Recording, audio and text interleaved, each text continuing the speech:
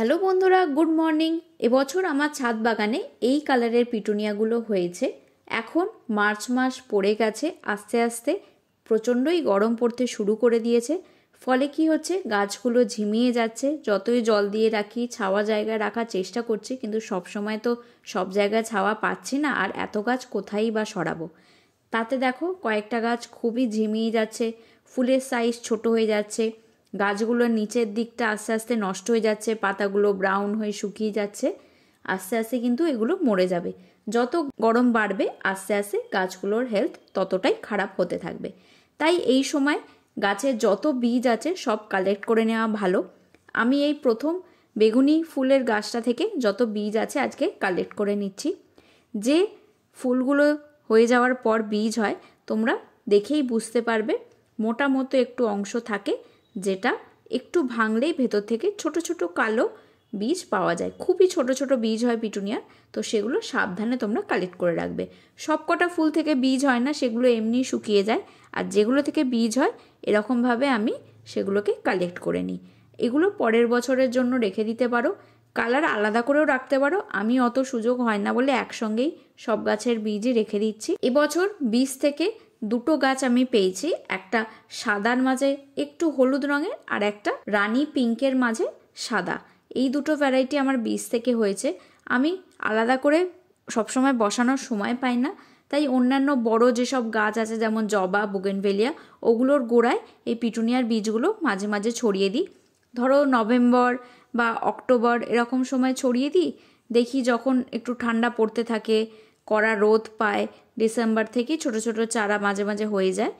পাশাপাশি দেখে আমি বুঝিয়ে দিচ্ছি, যখন সবুজ এরকম হয়ে থাকবে তখন কিন্তু তুলবে না, তখনও বীজটা রেডি হয়নি। যখন একদম খয়েরি হয়ে যাবে, শুকনো হয়ে যাবে, তখন বুঝতে পারবে যে বীজ তৈরি হয়ে গেছে। তখনই কেটে নিতে পারো, বা এরমভাবে একটু উল্টে নিয়ে একটু চাপ দিলেই দেখবে ছোট ছোট অনেকগুলো বীজ একসাথে বেরিয়ে আসবে। যে কোনো কন্টেনারেই তোমরা বীজ কালেক্ট করে রাখতে পারো। যদি সেটা এয়ার টাইট কৌটো হয় তাহলে তো খুবই ভালো, বা জিপ লক ব্যাগ যেগুলো পাওয়া যায় প্লাস্টিকের, সেখানেও তোমরা রাখতে পারো। আমি এই ফুড কন্টেনারগুলোই ভালো করে পরিষ্কার করে নিয়েছি, তার মধ্যেই রেখে দিচ্ছি। আর যে কোনো ফাঙ্গিসাইড পাউডার যদি থাকে তাহলে অল্প ওই বীজগুলোর মধ্যে দিয়ে দিতে পারো, বীজগুলো যাতে ভালো করে ওই পাউডারটার সঙ্গে মিশে যায়। আমার কাছে সাব ফাঙ্গিসাইড থাকে, সেটা অল্প দিয়ে দিই। সবসময় সেটাও দেওয়া হয় না, এমনি রেখে দিই। আর এবছর আমি বীজ থেকে একটা সাদা মাঝে হলুদ একটু ভাব আছে সেই গাছটা, আর পিঙ্ক কালারের একটা গাছ পেয়েছি। আলাদা করে বীজ ছড়ানো হয়নি। আমি কি করি, বড় বড় যেসব গাছ আছে মানে জবা, বুগেনভেলিয়া, ওগুলোরই গোড়াতে মাটির ওপর এমনি ওপর থেকে বীজগুলো ছড়িয়ে দিই।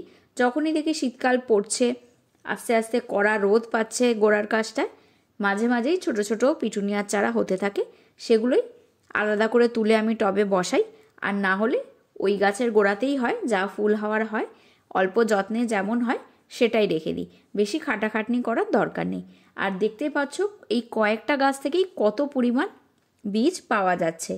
তো এইগুলো যদি তোমরা ঠিক করে করতে পারো, যদি যত্ন করে আলাদা করে জার্মিনেশন করো পরের বছর, তাহলে কিনতেই হবে না, তোমরা ইজিলি এখান থেকেই পরের বছরে সব গাছই পেয়ে যাবে। আমি যেহেতু আলাদা আলাদা রঙের পিটুনিয়া কালেক্ট করতে পছন্দ করি, প্রত্যেক বছর আলাদা আলাদা রঙের পিটুনিয়া আনি, সেই জন্যই আমি কিনি। না হলে বীজ থেকেও ইজিলি তোমরা করতে পারো। চেষ্টা করবে বীজগুলোকে একটু শুকনো জায়গায় রাখার, ময়েশ্চার থেকে একটু দূরে রাখার। বর্ষার সময় যেন জল না পড়ে, একটু ঘরের ভেতর রেখে দেবে, তাহলে এগুলোর হেলথ ভালো থাকবে, নষ্ট হয়ে যাবে না।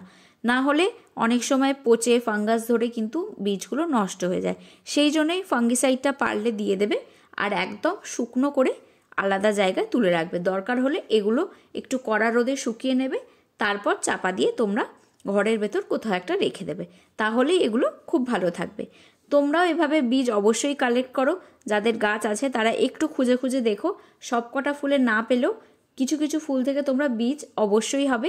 যেগুলোতে পলিনেশন হয় সেগুলোতে বীজ হয়, তোমরা খুঁজে খুঁজে সেগুলো থেকে বীজ কালেক্ট করে রেখে দিতে পারো। তো আজকের ভিডিওটা এখানেই শেষ করছি, পরের ভিডিওতে খুব তাড়াতাড়ি দেখা হবে।